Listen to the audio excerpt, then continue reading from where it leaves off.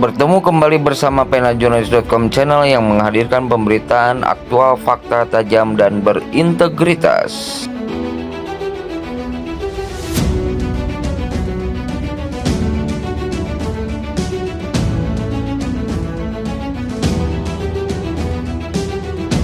Majelis Adat Sunda beserta organ perwakilan dari 27 kabupaten kota se-Jawa Barat geruduk kantor Bawaslu Provinsi Jabar terkait pelanggaran pemilu 2024.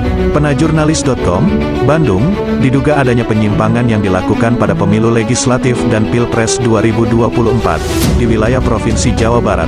Sejumlah kasepuhan dan organ Majelis Adat Sunda melapor dan meminta audiensi ke Bawaslu Provinsi Jawa Barat, Kamis, tanggal 22 Februari tahun 2024. Majelis Adat Sunda menilai bahwa pemilu legislatif tahun 2024 di seluruh wilayah kabupaten dan kota di Jawa Barat tidak jujur dan adil.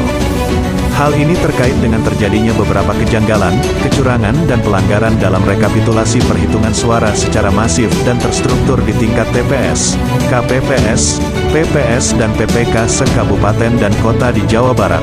Majelis Adat Sunda menilai pelaksanaan pemilu tahun 2024 adalah pemilu yang paling ekstrim, penuh desain kecurangan yang terstruktur, sistematis, dan masif. Dalam audiensi yang dilaksanakan di Media Center Bawaslu Jawa Barat, Pupuhu Agung Majelis Adat Sunda, yang biasa disapa Abah Ari, menyatakan bahwa dari pemilu 1999 sampai 2024 tren pelanggaran pemilu semakin meningkat. Menurutnya, perlu adanya tindakan tegas terhadap kecurangan tersebut dan mendesak kepada Bawaslu dan KPU untuk segera menyatakan sikap tegas juga hadir dan masuk dalam masalah-masalah yang terjadi di pemilu ini. Saya menyayangkan kepada Bawaslu dan KPU Jawa Barat yang terkesan diam, karena publik sekarang sangat menyoroti kinerja Bawaslu dan KPU bahkan sampai dengan aplikasi Sirekap. Jangan sampai masyarakat memandang Bawaslu dan KPU tinggal diam dengan permasalahan ini, tambahnya. Kepercayaan masyarakat terhadap lembaga negara yang menangani pemilu saat ini sudah semakin berkurang. Harapan masyarakat hanya tinggal kepada Bawaslu untuk bisa menjadi hakim yang tegas dalam menyikapi masalah-masalah kecurangan atau permainan yang terjadi pada pelaksanaan pemilu 2024 ini. Dan jangan sampai KPU dan Bawaslu hanya dijadikan alat kepentingan dan dikorbankan oleh sekelompok orang elit politik dan atau penguasa untuk mewujudkan keinginannya berkuasa di negara Republik Indonesia ini.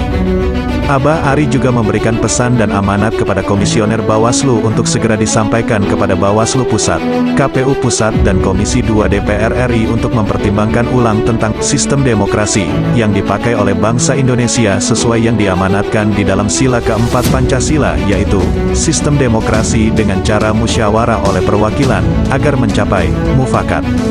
Hal ini menilik amanat-amanat yang tertulis di dalam teks Pancasila dan pembukaan UUD NRI 45. Jika tata cara pemilihan langsung ini masih akan dipakai, maka sila keempat Pancasila harus dirubah atau Pancasilanya dihapus sekalian dari kehidupan berbangsa dan bernegara. Jika ada kelompok yang ingin merubah bahkan menghapus Pancasila, maka Majelis Adat Sunda akan berdiri paling depan untuk tetap bela Pancasila berhadapan dengan kelompok-kelompok tersebut. Pendapat ini juga diamini oleh pengamat politik Kang Sani saat diskusi. Ada salah satu contoh pelanggaran, yakni pesan voice note dengan suara yang diduga Wakil Ketua APDSI Kabupaten Bandung. Isi dari voice note itu, ajakan kepada para kepala desa untuk mendukung anggota salah satu calon DPR RI atau partainya, serta mendukung salah satu ketua DPC Partai Kabupaten Bandung untuk tiket menuju pilkada. Saya sangat menyayangkan pemilu tahun ini yang sangat kental dengan pelanggaran. Contoh pelanggaran jelas yakni soal voice note oknum kepala desa terkait dukungan salah satu caleg di Kabupaten Bandung dari salah satu partai besar, jelas Sani.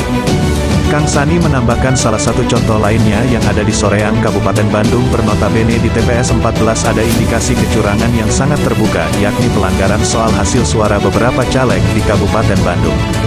Contoh lain yang saya ungkapkan kepada Komisioner Bawaslu Jabar adalah soal hasil suara di wilayah saya, khususnya di ruang lingkup tempat saya tinggal. Baru saja pemilihan dimulai tapi hasil suara sudah diumumkan. Apakah itu normal? Menurut saya itu sangat tidak wajar, tambahnya.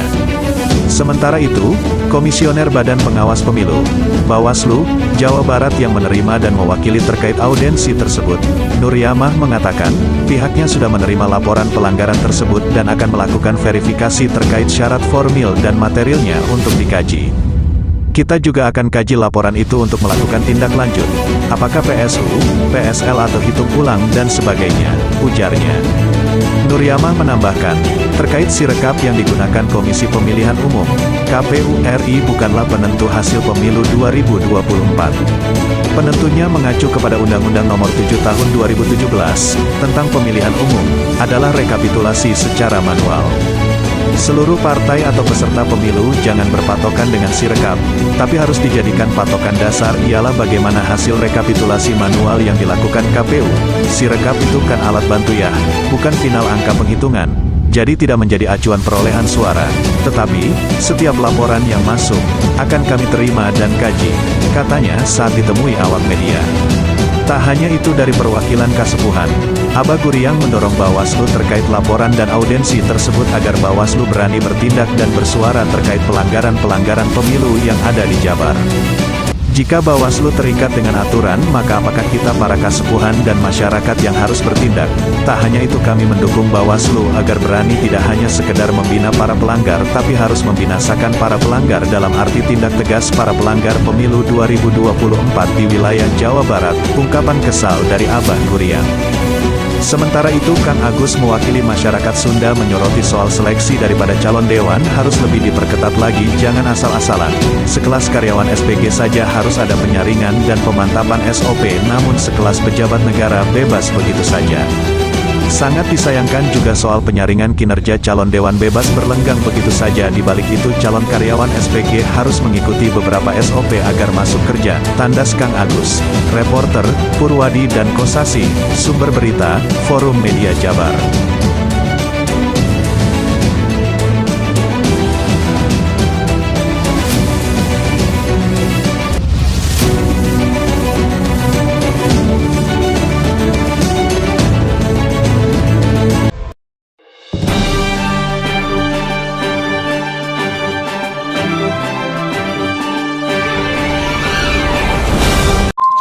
Demikian pemberitaan-pemberitaan kali ini. Semoga kita dapat bertemu kembali pada kesempatan berikutnya. Masih bersama penajurnalis.com channel.